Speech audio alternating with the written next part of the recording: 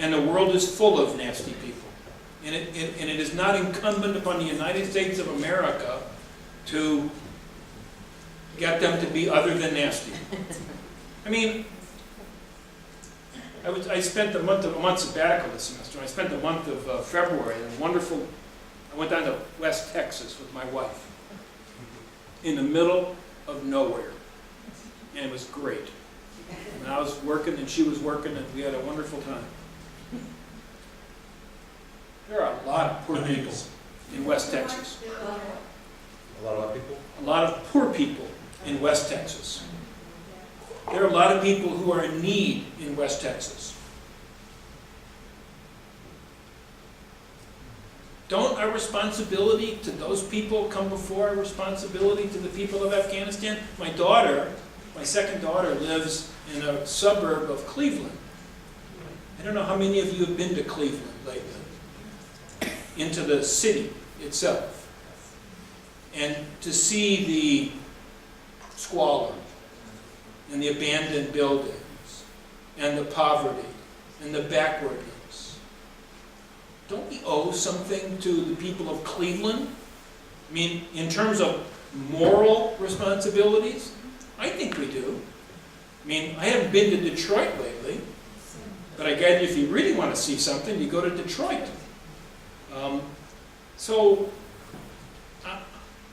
I'm actually not against the notion that morality should be part of policy. I just don't think it is. But were it to be part of policy, I have to say, my reading of the Constitution of the United States says that the purpose of the compact that was created by the framers was to provide for the blessings of liberty for ourselves and our posterity, not necessarily for the people of Afghanistan. So we need to tend to first things first. My name is James Corney from Cambridge. If we did not have an oil crisis during the 80s, during Carter's era, we would not have had the Carter Doctrine. If we were approaching an economy where we were free of Mideastern oil, what would our policy be? Well, I mean, I'm not very good at hypothetical questions. I mean, you know, who the heck knows? But, I mean, I would say that, were it not for the fact that there's so much oil in the Persian Gulf, and were it not for the fact that we are so highly dependent upon that oil, not necessarily for ourselves, but more broadly in the developed world, then certainly the Middle East would not have risen as high as it has in the hierarchy of strategic priorities. We probably wouldn't care any more about Kuwait than we care about Uruguay.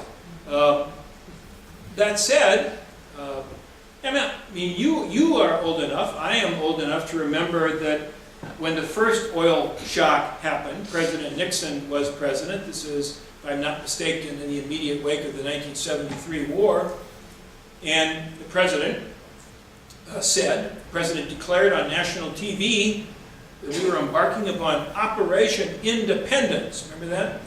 Operation Independence was going to be this full-court press to reduce our dependence on foreign oil, which he said correctly constituted a threat to U.S. national security. That's like what? 40 years ago? And to this day, that's a statement that's been repeated, I think, by every president since. And to this day, we have not really undertaken a serious effort to fix the problem. Had we done that in 1973, where would we be today? I don't know, but I'll bet you we wouldn't be importing, I think it's like 65% of our oil from abroad. Who's to blame for that failure? Bingo. We are. Because moving toward, not necessarily achieving, moving toward energy independence would require changing the way we live. And that's unacceptable. And the consequences, I think, are before our eyes. Other people pay the bills.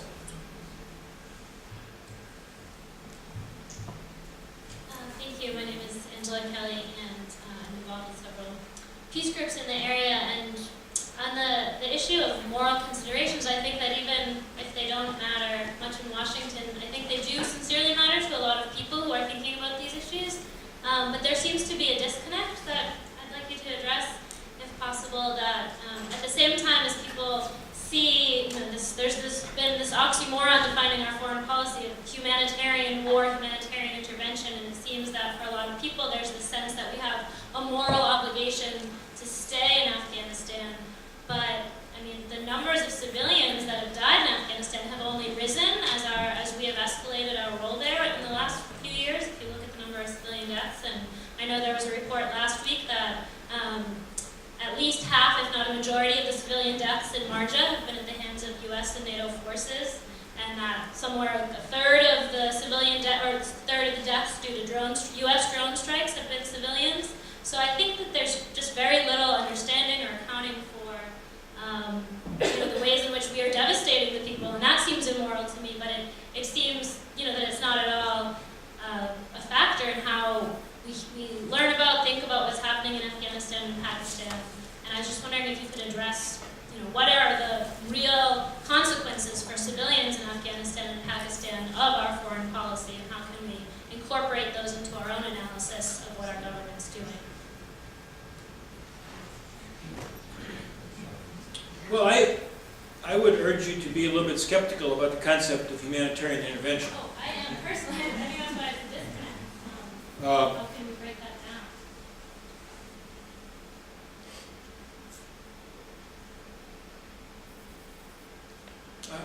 I honestly don't know what to tell you. Or not.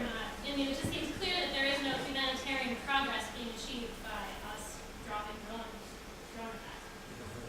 Well, that's because that's not Not what they're designed for. right. I mean, the drone attacks are intended to attrit the Taliban Al-Qaeda infrastructure. I'm quite confident that the people pulling the trigger don't sit there behind their little video screen and say, let's go see how many civilians we can kill. I'm quite confident that they are making a conscientious effort to try to discriminate between bad guys and non-combatants. But the reality of war is, even in a high-tech age, that is an imperfect process. And so they make mistakes, they get things wrong. The weapon doesn't go exactly where it's supposed to go, it goes 100 yards to the left. And these are the consequences. And this is not a satisfactory answer in any way, but that's war. That's what happens.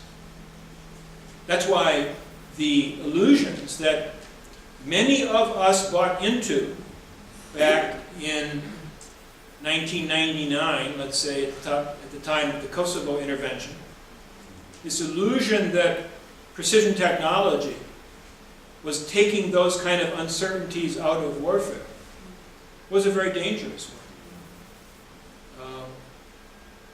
I think that there is no elimination of that problem in warfare. And that's one of the reasons why one really ought not to go to war, except as a last resort, and only in circumstances which there really seems to be no alternative.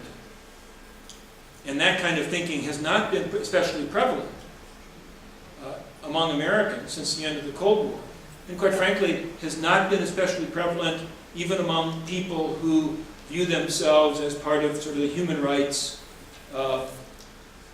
community.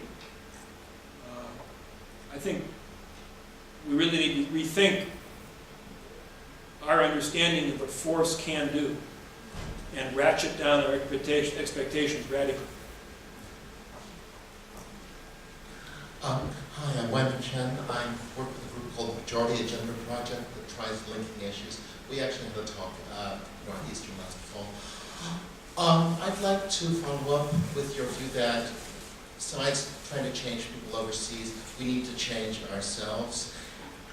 I'm just looking, instead of looking at the specific policy issues, I want to try to understand your perspective on how we can have sufficient political force to change the direction of our country. And you're expressing that there is no leadership in the government to change our policy in the Middle East, but you also pointed out where's the policy to deal with economic issues. I mean, even regulation of banks that would help the financial elite operate efficiently instead of as bamboozlers or in a casino-like manner, or dealing with even a healthcare policy that would actually save healthcare costs, or dealing with housing.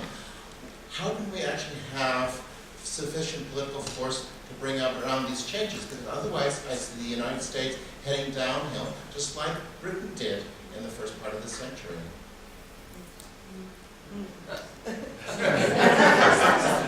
You're asking the wrong guy. I mean, I wrote a little book that makes the following argument. The United States is confronting three interlocking and mutually reinforcing crises. Crisis number one is the crisis of profligacy. The crisis of profligacy is a crisis that reflects the fact that a great number of our fellow citizens, perhaps none of you, have embraced an understanding of freedom that is false and unsustainable. And that the economic consequences of embracing this false notion of freedom, based on consumption and individual self-actualization, is to drive the country and ourselves, our households, ever more deeply into debt. Crisis number one. Crisis number two, the political crisis. The political crisis is one that says that our political system, far from alerting us to the dangers of our behavior and trying to correct it, actually reinforces it. I mean, the perfect example is President Bush taking us into a global war on terror and telling us to hop on the next plane and go to Disney World. And giving us a tax cut. So the political system, this nominally democratic political system, doesn't have the capacity or the will or the guts or the courage to confront us with the implications of the crisis of profligacy. Instead, what they do is, in order to try to maintain the way we live, they set out to change the way they live. This is the third crisis, the military crisis, an ever-growing militarization of U.S. foreign policy with the expectation that American military might is so great that we can shape the world in ways that will enable us to sustain, more or less indefinitely, the way we live at home despite the contradictions that beset our way of life. Alas, it turns out, in the present decade, that American military power turns out to be not quite as great, not quite as effective as we imagined. And we end up with permanent war, ever-growing debt, professing to respect the troops while we send them back for their third and their fourth combat tour. And so the American people say, no, we will elect somebody who will change everything. We will send him to Washington, and he will save us. And we send the guy to Washington who said he was going to change the way Washington works. I don't know about you, but it ain't happening. I'm not blaming the president. I'm blaming our expectations of thinking that by electing one guy, that would make a decisive difference, that he would save us from ourselves. So I can't tell you what we should do because I'm pretty darn pessimistic and discouraged by the way I see the course of events. I mean, I don't want anybody to go home and drink a bottle of scotch and try to drown your sorrows, but it's difficult for me to be optimistic. Now people say, well, what should I do? What should I do? And I say, all we can do is all we can do. You know, we are each called upon to be citizens of this country. And I think that we are each called upon to provide an answer to what it means to be a citizen. For some people, it may be activism. For some people, it may be trying to raise your family, keep the lawn mowed, take the garbage out on time, and be nice to your neighbor. And we do all we can do, and we let the chips fall where they may, and we let history take its course, because that's all we are capable of doing. And if we do that, then I think we go meet our Maker with a clear conscience and probably should feel pretty good about having done our bit. Maybe a small bit, but by God, it's ours. And if we do it the right way, that's reason enough to be proud. It's 8 o'clock.